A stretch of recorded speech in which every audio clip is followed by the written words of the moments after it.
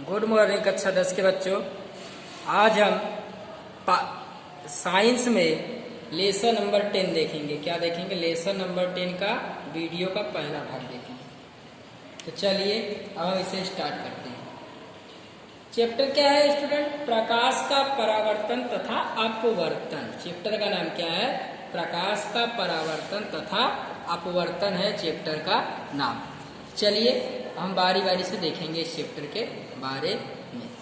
चलिए देखते हैं। देखिए स्टूडेंट, चैप्टर क्या है? प्रकाश का परावर्तन तथा अपवर्तन। आज हम इसी के बारे में पढ़ेंगे। चलिए अब हम पढ़ते हैं बारी बारी से। हम इस संसार में अपने चारों ओर अनेक प्रकार की वस्तुएं देखते हैं, तथापि किसी अंधेरे कमरे में हम कुछ भी देखने में असमर्थ हैं। यानी अगर कमरे में बिल्कुल उजाला नहीं है, अंधेरा रहता है, तब हम किसी भी वस्तु को अंधेरे में नहीं देख पाते हैं। कमरे को प्रकाशित करने पर हमें वस्तु दिखाई देती है। वह क्या है जो वस्तुओं को दृश्यमान बनाता है? ऐसी कौन सी चीज है जिसके कारण वस्तु दिखाई देती है? दिन के समय सूर्य का प्रकाश वस्तुओं को देखने में हमारी सहायता करता है। कोई वस्तु उस पर पड़ने वाले प्रकाश को परावर्तित करती है, या परावर्तित प्रकाश, कोई वस्तु अपने ऊपर पड़ने वाले प्रकाश को परावर्तित करती है, तो वह परावर्तित प्रकाश जब हमारी आंखों में पड़ता है तो हमें वस्तु दिखाई देती है। तो चलिए हम किसी पारदर्शी माध्यम के आर पार देख सकते हैं, क्योंकि प्रकाश इसमें से आर पार जा सकता है। ऐसा माध्यम जिसमें से प्रकाश गुजर सके उसे पारदर्शक कहते हैं। ऐसा माध्यम जिसमें से प्रकाश ना गुजर सके उसे अपारदर्शक कहेंगे। प्रकाश से संबंध अनेक सामान्य अद्भुत परिघटनाएं हैं, जैसे दर्पण का द्वारा प्रतिबिंब बनना, तारों का टिमटिमाना, इंद्रधनुष का सुंदर रंग, किसी माध्यम द्वारा प्रकाश को मोड़ना, प्रकाश गुणों का अध्ययन इनके अन्वेषण में हमारी सहायता करता है। आपने चारों ओर कुछ सामान्य प्रकाशिक परिघटना को देखा होगा। हम यह निष्कर्ष निकाल सकते हैं कि प्रकाश सरल रेखाओं में गति करता प्रतीत होता है। यानी ऐसा लगता है कि प्रकाश एक सीधी दिशा में गति कर रहा है। यह तथ्य है कि एक छोटा प्रकाश स्रोत किसी अपारदर्शी वस्तु की तीक्ष्ण छाया बनाता है। आप जानते हैं, आप धूप में खड़े रहते हो, आपकी छाया भी बनती है, परछाई भी बनती है। प्रकाश के एक सरल रेखी पथ की ओर इंगित करता है। तो प्रकाश जिस ओर से गुजरता है उसे हम क्या कहेंगे? प्रकाश किरण कहते हैं। इस अध्याय में हम प्रकाश के परावर्तन, अपवर्तन की परिघटना, प्रकाश के सरल रेखी गमन इत्यादि का अध्ययन करेंगे। तो चलिए अब हम अध्ययन करते हैं। हमारा टॉपिक है डियर स्टूडेंट, अगला टॉपिक है प्रकाश का परावर्तन। प्रकाश का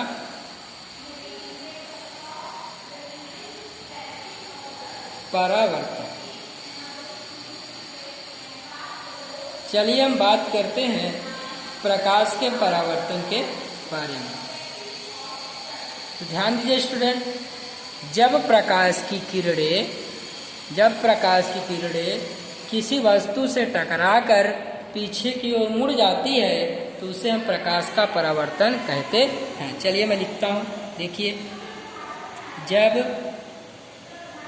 प्रकाश की किरणें किसी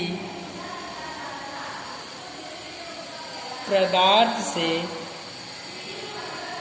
टकराकर पीछे मुड़ जाती है तो हम उसे प्रकाश का परावर्तन कहते हैं। यानी कहने का मतलब है कि जब प्रकाश की किरणें किसी पदार्थ से टकराकर पीछे की ओर मुड़ जाती है तो हम उसे क्या कहेंगे? प्रकाश का परावर्तन कहेंगे। उम्मीद है ये परिभाषा आपको समझ में आई होगी। माय डियर स्टूडेंट, अब हम प्रकाश के परावर्तन का कुछ नियम देखेंगे। मान लीजिए यह एक सतह है। क्या डियर स्टूडेंट?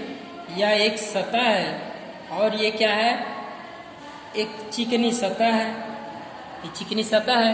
मान लीजिए ये क्या है, एक रेखा है। इस रेखा को हम कहेंगे अभिलंब। इसको नाम दीजिए यम डैश, इसको कहेंगे अभिलंब। क्या कहेंगे, अभिलंब। क्या कहेंगे स्टूडेंट, अभिलंब। अब एक प्रकाश की किरण यहाँ से आ रही है, प्रकाश किरण मान लो ए बी किरण है, इसको क्या कहेंगे, आपतित किरण। मान लीजिए आपतित किरण, आप प्रकाश यहाँ पे छोड़ रहे हैं, यहाँ पे किरण आई, इसे कहेंगे आपतित किरण। अब यहाँ पर एक किरण ऐसे निकल गई, ये क्या हो जाएगी, परावर्तित किरण। क्या हो जाएगी, परावर्तित किरण। हम क्या समझा रहे हैं, प्रकाश के परावर्तन का नियम। ध्यान दीजिए, यहाँ से प्रकाश किरण एक यहाँ पे आई, इधर निकल गई, यानी ये आपतित किरण है और ये क्या है, परावर्तित किरण है। और ये क्या है, सतह पर खींचा गया अभिलंब है। तो चलिए अब हम आगे देखते हैं प्रकाश के परावर्तन का नियम। प्रकाश के परावर्तन का नियम आप इस चित्र में देख सकते हैं कि ये आपतित किरण है, ये परावर्तित किरण है और क्या है, अभिलंब है। चलिए हम प्रकाश के परावर्तन का नियम देखते हैं। देखिए यहाँ एक कोण बनेगा, यहाँ एक कोण बनेगा, बनेगा कि नहीं।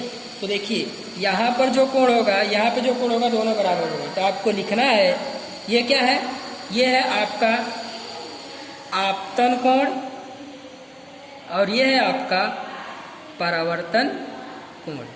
तो ध्यान दीजिए, पहला नियम होगा कि प्रकाश के परावर्तन में आपतन कोण और परावर्तन कोण दोनों बराबर होते हैं। ठीक है, आपतन कोण और परावर्तन कोण दोनों बराबर होते हैं। दूसरा नियम आप क्या लिख सकते हो, देखिए ये एक सतह है, एक सतह है ना, तो आप लिख सकते हैं कि आपतित किरण यानी ये आपतित किरण और परावर्तित किरण और परावर्तित किरण, आपतित किरण और परावर्तित किरण और सतह पर खींचा गया अभिलंब। आपतित किरण, परावर्तित किरण, सतह पर खींचा गया अभिलंब, सतह पर खींचा गया अभिलंब। देखिए आपतित किरण, परावर्तित किरण, सतह पर खींचा गया अभिलंब, तीनों कहाँ पर है, एक ही समतल में है ना, तीनों एक ही। देखो ये भी यहीं पर है, ये भी यहीं पर है, ये भी यहीं पर है। तो आपतित किरण, परावर्तित किरण, सतह पर खींचा गया अभिलंब, तीनों एक ही तल में है। आपतित किरण, परावर्तित किरण और सतह पर खींचा गया अभिलंब तीनों एक ही तल में है। उम्मीद है आपको प्रकाश का परावर्तन और उसका नियम समझ में आया होगा। ध्यान दीजिए, अब इसकी विशेषता क्या होती है। परावर्तन के ये नियम गोलीय पृष्ठों सहित सभी प्रकार के परावर्तित पृष्ठों पर लागू होते हैं। यानी सभी प्रकार के जो भी परावर्तित पृष्ठ होगा, सब पर ये नियम लागू होगा। आप समतल दर्पण के प्रतिबिंब के बारे में परिचित हैं। आप शीशा देखते हैं ना, शीशा। चलिए हम समतल दर्पण की बात करते हैं। समतल दर्पण के प्रतिबिंब के बारे में आप पढ़े हैं। प्रतिबिंब की विशेषताएं यही बताना है। तो आप समतल दर्पण के प्रतिबिंब के बारे में पढ़े हुए हैं। तो आप जानते हैं, जैसे आपका शीशा, घर में आप शीशे के सामने जाते हैं ना, हाँ, आप शीशा देखते हैं ना घर पे, कंघी करने के लिए, क्रीम लगाने के लिए ना, शीशा देखते हैं, तो आपका समतल दर्पण है। तो समतल दर्पण पर जो प्रतिबिंब बनता है वह कैसा होता है। तो प्रतिबिंब हमेशा प्रतिबिंब जो होगा वह आभासी होगा और सीधा होगा। ऐसा नहीं कि आप शीशे के सामने खड़े होकर उल्टे दिखाई देते हैं, आप सीधे दिखाई देते हैं ना, आप तो जानते हैं इस चीज़ को। दूसरी विशेषता क्या है समतल दर्पण के बनने वाले प्रतिबिंब की? इंपॉर्टेंट है इंट्रोडक्शन, ध्यान देना। दूसरा विशेषता है कि प्रतिबिंब का साइज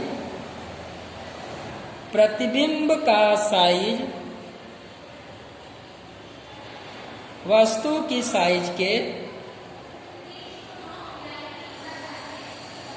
बराबर होता है।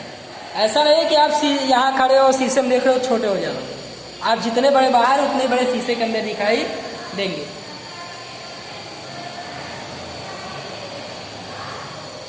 तो अब हम बात करते हैं गोलीय दर्पण क्या है। गोलीय दर्पण किसे कहते हैं? चलिए गोलीय दर्पण की आप परिभाषा देख लीजिए। ऐसा दर्पण